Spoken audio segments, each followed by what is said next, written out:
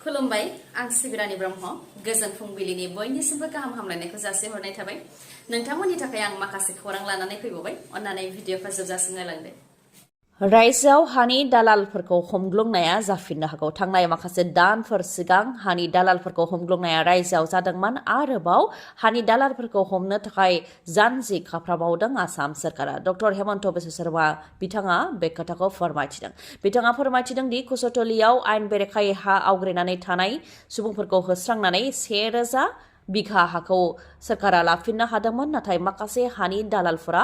बैफोर सुबुंफोरखौ लानानै फिन बे हायाव गले गले फैदों बेबायदि लाबोग्रा दालालफोरखौ गोबांखौ एरेस्ट खालामबाय नाथाय गोबांखौनो एरेस्ट खालामनांगौ दंबावो बेनिखायनो हानि दालाल खालामग्रा सुबुंफोरखौ एरेस्ट खालामनाय जागोन होननानै सांग्रांथि होदों आसामनि गिबि मन्थ्रि डक्टर हेमन्त बिश्व शर्मा बिथाङा आरो बेफोर हाखौ रैखाथि होनो थाखाय पुलिस बेटेलियन थिसनगोन होननानैबो फोरमायथिदों बिथाङा मख'नो गोनांदि सिगांनि समफोराव हानि दालालफोरखौ गोबांखौनो हमग्लुंदोंमोन आरोबाव दा हानि दालालफोरखौ हमबावनो हागौ बेनि इसारा होदों आसामनि गिबि मन्थ्रि डक्टर हेमन्त बिश्व शर्मा बिथाङा फिन 3 उदखारिफोरखौ गावथारनो हादों रैखाथि हान्जाया 48 घन्टानि गेजेराव नैथि खेब अपारेशन खालामनायाव जम्मु एन्ड काश्मीराव 3खौ गावथारनो हादों थांनाय साननैसो सिगां सफियानाव 3खौ गावथारनो हादोंमोन दा फिन जम्मु एन्ड काश्मीरनि अवन्तीपरायाव थानाय त्राल ओनसोलाव 3 उदखारिफोरखौ गावथारनो हाबावदों रैखाथि हान्जाया पहलगाम गाग्लोबनाय जाथाय आरो भारत आरो पाकिस्ताननि गेजेराव जानाय दावहानि उनाव Indian army Jammu and Kashmir police security फर्सआ गोख्रों अपारेशन खालामगासिनो दङ जम्मु एन्ड काश्मीरनि दाब दाब जायगायाव बेयावनो उदखारिफोर आरो रैखाथि हान्जानि गेजेराव गोख्रों गावलायलायनाय जादोंमोन जेराव 3 उदखारिफोरखौ गावथारनो हादों रैखाथि हान्जाया गावथारजानाय उदखारिफोरनि मुङा आसिफ आहमेद शेख आमिर नाजिर वानी आरो यावार आहमेद भाट 3खौबो गावथारनो हादों आरो 3खौ गावथारनो हानायजों लोगोसे गोबां हाथियार जेरै गंथाम AK सिरिज राइफल गंजनै मेगजिन मोनथाम ग्रेनेड आरो गुबुन गुबुन हाथियारफोर जायखौ दावहायाव बाहायो बेफोरखौ हमनो हादों रैखाथि हान्जाया क'क्राझाराव गेदेर लुथिनाय जाथाय साननि समावनो 2 लाख रां लुथिनानै लांबाय दुथाङा गंसे बोलेर' गारिनि ग्लास सिफायनानै लुथिनानै लांदों थिखादार बारेन्द्र बसुमतारीनि गारिनि ग्लासखौ सिफायनानै नोगोद 2 लाख रांखौ लुथिनानै लांदों सिखावा क'क्राझार कटपारायाव थानाय स्टेट बेंकनिफ्राय 2 लाख रां बख'दोंमोन होननानै फोरमायथिदों थिखादार बारेन्द्र बसुमतारी बिथाङा आरो रां थानाय बेगखौ गारियाव दोनथ'नानै गंसे जेरक्स गलायाव थांदोंमोन होननानै फोरमायथिदों बे समावनो दुथां सिखावा बोलेर' गारिनि ग्लासखौ सिफायनानै बेगाव थानाय नोगोद 2 लाख रांखौ लानानै थांदों होननानै फोरमायथिदों जेब्ला जेरक्स गलानिफ्राय गारियाव फैफिननानै गारिखौ सालायनो नागिरो बे समावसो ग्लास सिफायनानै बेगखौ खावनानै लांनायखौ नुनो मोन्दों होननानै फोरमायथिदों सानजौफु 2 रिंगासो समावनो जादों बे जाथाया बेगाव गासै 2 लाख रां दंमोन होननानै फोरमायथिदों नाथाय सिनाय मोनै सिखावा रां थानाय बेगखौ खावनानै लांदों आसामनि बाजेटआव गं 25 बड' बिजोंनि फरायसालिफोरखौ मडेल हाई स्कुल बानायनो थाखाय जि फोसावनाय जादोंमोन बेनि खामानिखौ जाहाथे गोख्रैनो मावो बेखौ लानानै सावरायदों आसाम सरकारा जनता भवनाव सोलोंथाइ बिफाननि बिबानगिरिफोरजों लोगोसे आसामनि सोलोंथाइ बिफाननि मन्थ्रि डक्टर रनज पेगु बिथाङा जयैनो सावरायलायदों प्राइमारि आरो हाई स्कुलनि थाखाय 2025-26 बाजेटआव लानाय बिथांखिफोरनि सायाव सावरायनाय जादों होननानै फोरमायथिदों जेरै गं 25 बड' बिजोंनि फरायसालिफोरखौ मडेल हाई स्कुलाव बानायनो थाखाय जि फोसावनाय जादोंमोन बेनि थाखाय खामानिखौ जाहाथे गोख्रैनो मावो बेनि सायाव सावरायनाय जादों लोगोसेनो थाखो 9नि फरायसाफोरनो साइकेल राननायनि बेलायाव सावरायनाय जादों आरो मुख्यमन्त्रि निजुत मयना बिथांखिनि सायाव सावरायदों फरायसाफोरनो बेसेन नाङै मुं थिसननायनि सायाव सावरायदों लोगोसे टिउटर फोरोंगिरिफोरनि दान बान्थानि सायाव सावरायदों आरो टिउटरनिफ्राय फोरोंगिरि हिसाबै माबोरैहाय लानो बेनि सायाव सावरायदों लोगोसेनो हेडमास्टार आरो प्रिन्सिपालनि सायख'नाय बा सेलेक्शननि सायावबो सावरायनाय जादों होननानै मिथिहोदों मणिपुराव हाथियार लाग्रा 10खौ गावथारनो हादों आसाम राइफला मणिपुरनि चान्डल जिल्लायाव गावथारनो हादों इन्टेलिजेन्स रिपर्टनि सायाव बिथा खालामनानै मणिपुरनि चान्डल जिल्लानि गोदान सामथाल गामि जाय इन्ड' म्यानमार सिमानि साखाथियाव बेयाव अपारेशन खालामदोंमोन बेयावनो गावलायलायनाय जादों आसाम राइफलनिफ्राय आरोबाव ट्रुप्स लेंहरनानै अपारेशन खालामनायाव 10खौ गावथारनो हादों आरो दासिमबो अपारेशना जागासिनो दं होननानै रिपर्टआव मोननाय जादों अपारेशन खालामनानै हाथियार लाग्रा 10 सोद्रोमाफोरखौ गावथारनो हानायजों लोगोसे गोबां हाथियारबो बोखांनो हादों होननानै मिथिहोदों थांनाय सप्तायावबो सिकिउरिटि फर्स आरो मणिपुर पुलिसआ 13खौ एरेस्ट खालामदोंमोन किं ना किं मेकार जागोन BJPआ BTC बिसायख'थिखौ लानानै साखा फारा जादों BJP राजखान्थि दोलोआ BTC मिशनखौ BJP राजखान्थि दोलोआ जागायबाय AB बाजपेयी भवनाव सावरायदों BJP दोलोआ नाथाय बिथांमोनहा मा सावरायदों बेनि सोमोन्दै दासिमबो जेबो मिथिहोआखै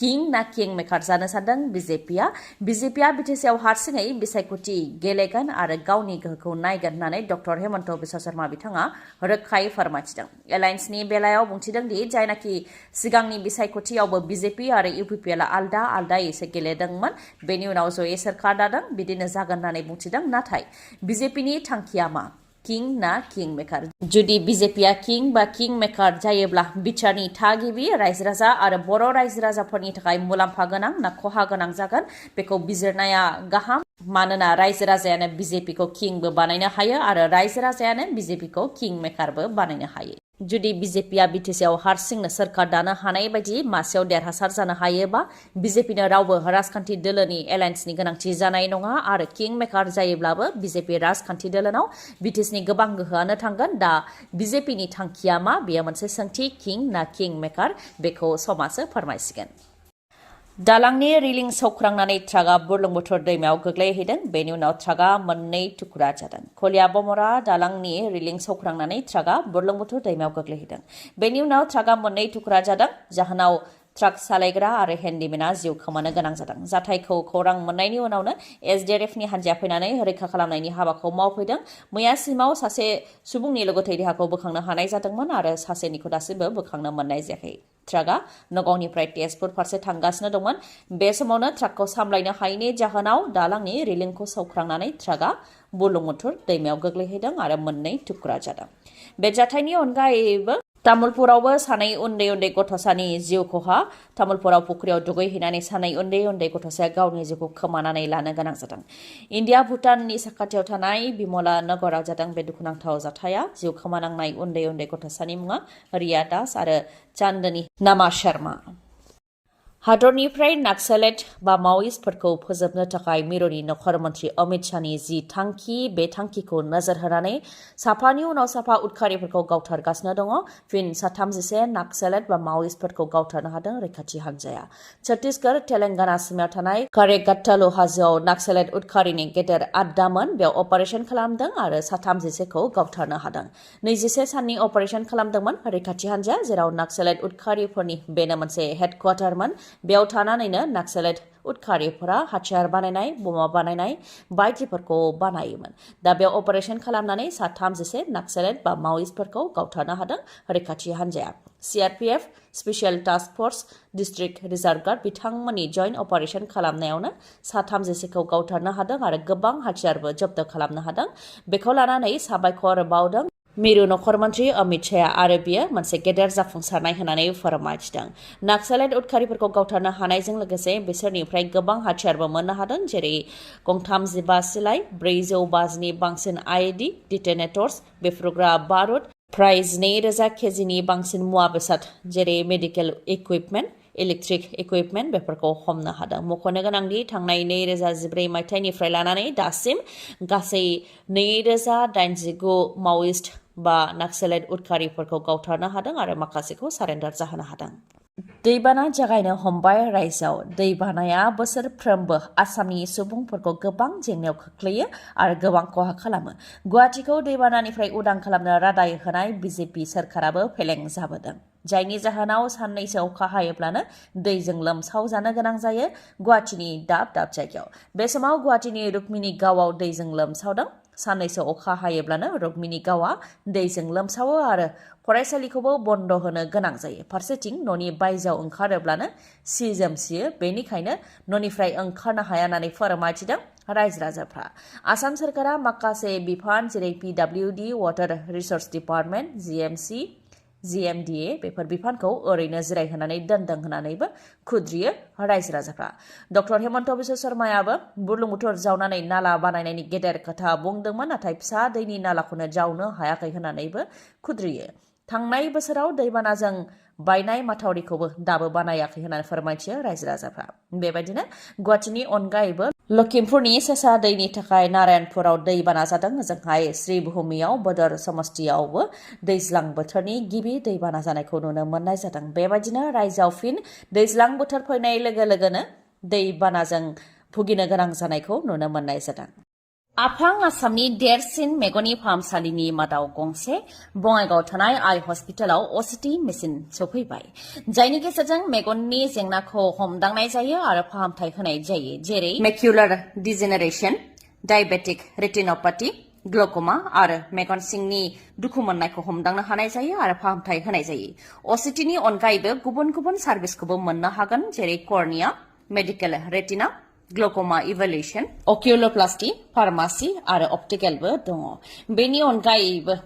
सानाय गैयालासे, सुथेनाय गैयालासे, इन्जेक्सन गैयालासे कम्पिउटार पेकनि गेजेरजों केटारेक सार्जारिबो खालामनो हायो। आइ हस्पिटालाव डक्टर रुमि दास, डक्टर आशराफुल आलम आरो डक्टर मेघाली शर्माखौ नोंथांमोनहा मोननो हागोन। डक्टर रुमि दासआ तामिलनाडुनि अरविन्द आइ हस्पिटालनिफ्राय फैगोन। बिथाङा कर्निया आरो केटारेक स्पेसियलिस्ट, MBBS, MS अप्थालमोलॉजी आरो टपिकल फेक'